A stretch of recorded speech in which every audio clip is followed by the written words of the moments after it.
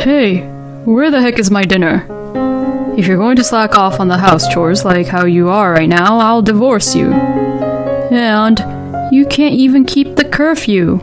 You useless, good-for-nothing scumbag. My husband, Lucas, shouts all these terrible things to me. But I'm happy and grateful that he brought the topic of divorce and thought it was a great opportunity for me. I took out the divorce papers from my bag and handed it to Lucas as I said this. Okay, I understand. Let's just get a divorce then. I will leave immediately. So just enjoy being on your own from now on, okay? My name is Emily. I am 34 years old and I work in a company. It has been a year since I got married to my husband, Lucas. But I completely regret marrying Lucas. The reason why for this is because I found out that my husband was the most bossy, arrogant, and strict person I have ever met. Lucas showed no signs at all of being like that while we were just going out. So how did everything end up being like this? I first met Lucas through a singles party that one of my friend Amy invited me to. Amy told me it was bad enough that I didn't even have a boyfriend at my age, so she practically forced me to go to the party. Well, I had been working all my life and hadn't been in love at all since I was a university student. While everyone around me was getting married and having kids, I had been single for a long time, and I was in no hurry about marriage. But Amy had questioned me if I'd live forever on my own, and since then, I began to think seriously about it and decided to attend the party. And that was when I met Lucas. He seemed to work for an IT company and seemed serious and kind. He was 3 years younger than me and he was in his 30s, so we got along pretty well. Lucas was very keen to have a conversation with me, and we exchanged contact information in the end. He then regularly invited me out on dates, and we had dinner dates together or went on drive dates. Then, Lucas confessed his feelings for me, and we started to go out. At that time, Lucas asked me to go out with him with marriage in mind, and I thought that he was very trustworthy. Then we continued on with our romantic relationship, and it went really well. When I was busy with work, Lucas was very understanding of the situation, and he would tell me that I could put my work first, which was very helpful. I am very happy that he understands my work situation. And in that way, his kindness was what attracted me more and more. Then, about 6 months after we started dating, Lucas proposed to me. I was really happy and thought that getting married to the person I love made me even more happier. No wonder everyone dreams about it. I spent the days leading up to the wedding in a very happy mood. After meeting both our families, I discussed about the wedding ceremony and decided how to proceed the wedding with him. At our actual wedding, I was very happy that so many people celebrated with us. And so began my newlywed life with Lucas. He is a kind and gentle husband, so I was sure we would enjoy each other and have a pleasant, happy life together. I was very happy at first. When I came home from work, my husband was there, and when I woke up in the morning, he was sleeping right beside me. Until now, we have been going back and forth between each other's places, but now that we were living together, we could be near each other all the time. I was really happy about that. But about 3 months into our marriage, my husband suddenly said something like this to me. Emily, you always come home late, so what are you doing? What? What do you mean? I'm working overtime, you know. Don't lie to me. Isn't it strange that you're home so late every single day? Well, but even if you say so, I'm the department manager, remember? I can't really go home early easily these days since we've been busy at the moment, and I got some things that need to be taken care of. So, you're not putting me as a priority then? That's not what I said, honey. Well, you always come home late, Emily, so I have to wait for you with an empty stomach. I'm sorry about that. But I'm thinking maybe you should do a little cooking too. Excuse me? What are you talking about? Huh? It's a wife's job to do the house chores. I was in shock when my husband suddenly said this to me. No way. In this day and age, it's not just women who must always do the house chores. I mean, since we both work, we should cooperate with each other, right? When I argued back, my husband's face turned red and he got super angry. Wow, I really didn't think that you were that kind of person. That's enough. I'm going out to eat today. And saying that, my husband ran out of the house. When we were dating, my husband had never said anything like this to me. I was upset because this was the first time he had behaved like this since we got married. I do remember that my husband did say that he was not really good at cooking. But I thought it was a little bit terrible of him to say that house chores was only a wife's job. And a few hours later, my husband came home. I didn't really know how to talk to him, but he apologized to me. I'm sorry, Emily. I just lost my temper, you know. But what I said before was not what I meant at all, so please understand that, honey. My husband took my hands as he apologized to me. Well, if he apologized this much, then I'll forgive him, because he seemed really sincere about it. Plus, we have only been married 3 months. There must be a lot we don't know about each other yet. I want to show everything and accept everything, even the parts I wouldn't like about Lucas, and move forward on how to solve the issues one by one as husband and wife. Alright, it's okay, honey. It's true that I too was all about work and put Lucas and doing the house chores as a second priority. Now that we are married, we do need to spend more time together as a couple after all. And that's how Lucas and I made up. I try my best to not do much overtime as much as possible and try to go home as early as possible. And when I came home, I tried my best to cook for my husband every day. Wow, this fried chicken is so delicious. Oh, really? Thanks. I made a lot, so please eat a lot, okay? Yay. Lucas would eat all the foods I cooked deliciously. Seeing him eat happily like that alone makes it worthwhile for me to cook the dishes for him. But gradually, my husband stopped doing the house chores that he was in charge of. Hey, Lucas, the dishes are not washed at all, so when are you planning to wash them? Well, eventually I will. What do you mean, eventually? They still haven't been washed when I got out of the bath a few hours ago, you know. Shut up. I'm full and I don't want to move at the moment. There's this TV show that I want to watch, so let me at least relax on the couch. But you said that the other day, and there were still dishes piled up in the sink. Then, why don't you wash them? Excuse me? I said, if you're going to nag me so much about it, then you should do it. No, but we discussed about who's going to do which house chores, and Lucas, you're supposed to do the dishes. Then, from now on, you do the dishes. I won't wash the dishes anymore. And it's all your fault for making me angry. What the? My husband said this as he turned to look at the TV. I had no choice but to wash the dirty dishes. After that, my husband stopped doing any kind of house chores. He used to be in charge of cleaning the room and taking out the garbage, but he stopped doing even that. But Lucas would say, "The room is so dusty. You should clean it properly," to me. He wouldn't listen to me at all when I tried to talk back to him, and he would come up with some stupid theory saying, "You're my wife, so you better pick up the skills to clean up the rooms really fast, but in a proper way."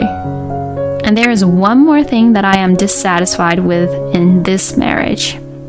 And that is that my husband doesn't provide any living expenses. At first, we each provided some money from our accounts, and we were using that budget as our living expenses. But after a few months of marriage, my husband stopped providing the money for some reason. I'm sorry. I'm supposed to treat my colleagues to drinks this month. And it seems like I used a lot this month, so it's hard for me to provide you any living expenses for the moment. As Lucas says that, he never tries to provide with any money, and recently he said, I have to send money to my mom and dad. But his father, Ron, works for a major company. And Ron has been working for the same company since he graduated from university, so his salary must be pretty high. So what does it mean that Lucas has to send money to his parents? I asked my husband about it, but he says, Well, I don't really know either, but it seems like they're having some financial troubles. I was a little bit bothered by that because I wanted to find out if it was a lie or the truth, even though I knew I shouldn't go into it too much. And no matter how much I am in the position of department manager, it's still difficult for me to bear all the living expenses. Also, what on earth does my husband spend his money on without providing any living expenses? As I began to worry about these things, I received a text message. It was from Amy, my friend who had invited me to the singles party. Hey, I'm at a sightseeing spot in another district with my boyfriend, but isn't this Lucas? I couldn't believe my eyes when I saw the photo, which was sent to me right after receiving Amy's message. The photo was of a woman whom I had never seen before, walking with Lucas, arm in arm. I couldn't believe it. My husband was having an affair. I immediately decided to request an investigation by a private investigator. While I was waiting for the results of the investigation, the company entered its busy season.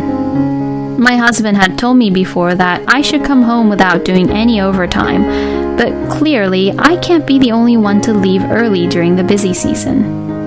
Besides, I didn't want to just obey my husband, who was most likely having an affair, and go home early for him. Therefore, I worked overtime as much as I can and came home. Then my husband was waiting for me with an angry look on his face.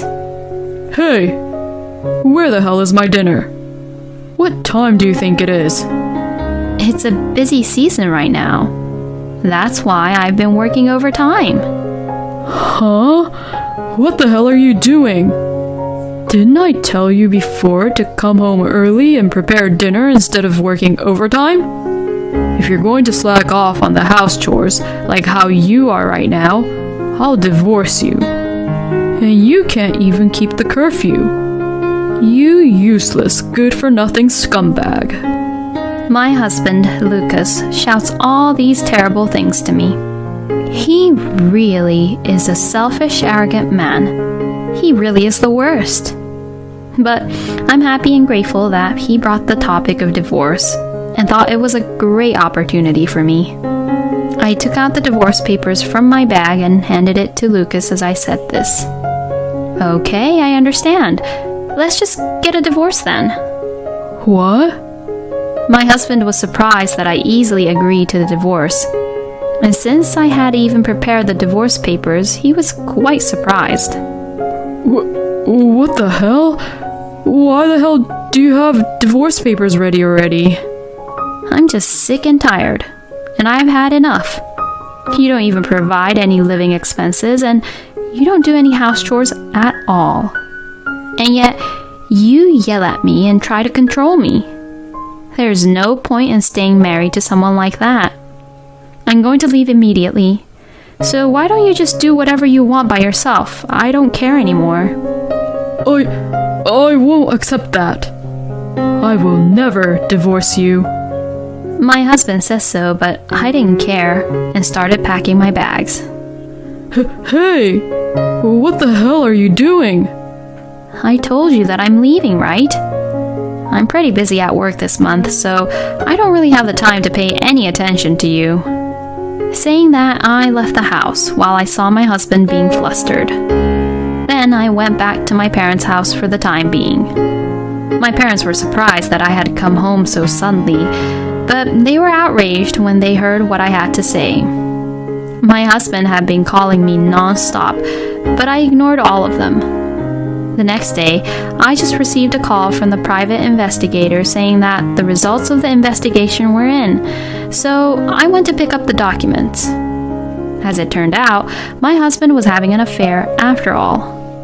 I was able to get photos as evidence, so now this would also help me to get a divorce from my husband because of his affair. I ignored my husband's calls and messages for a while, and when the busy season was over, I demanded a divorce from my husband through my lawyer.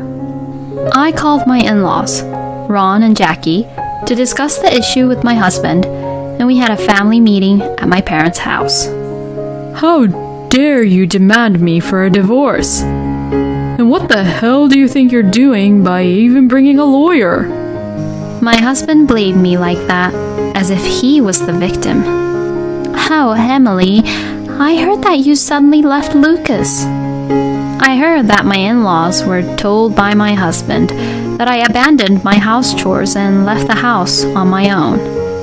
So, I had no choice but to explain everything to Lucas's parents. I told them that my husband has been a terrible man and has forced me to do all the house chores, and that he hasn't been providing any living expenses. And finally, I showed them the evidence which I put on the table.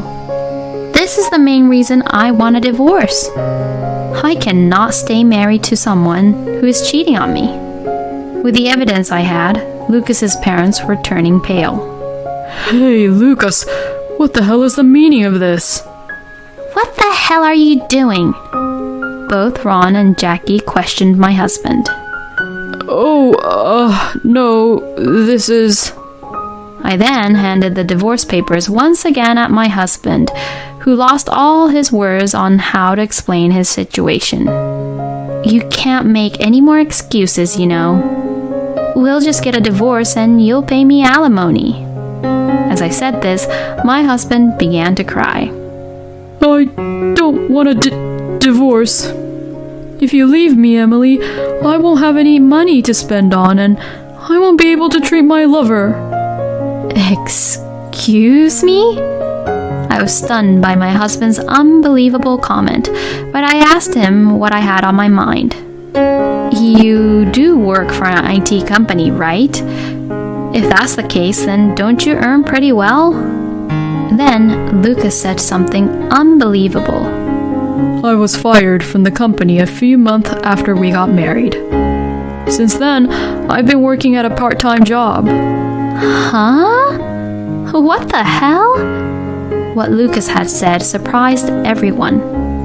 I'm sorry for hiding it from you, but I only earn $1,400 right now, and if you leave me, I won't be able to make ends meet. I can't even pay for the alimony. So please, let us start over.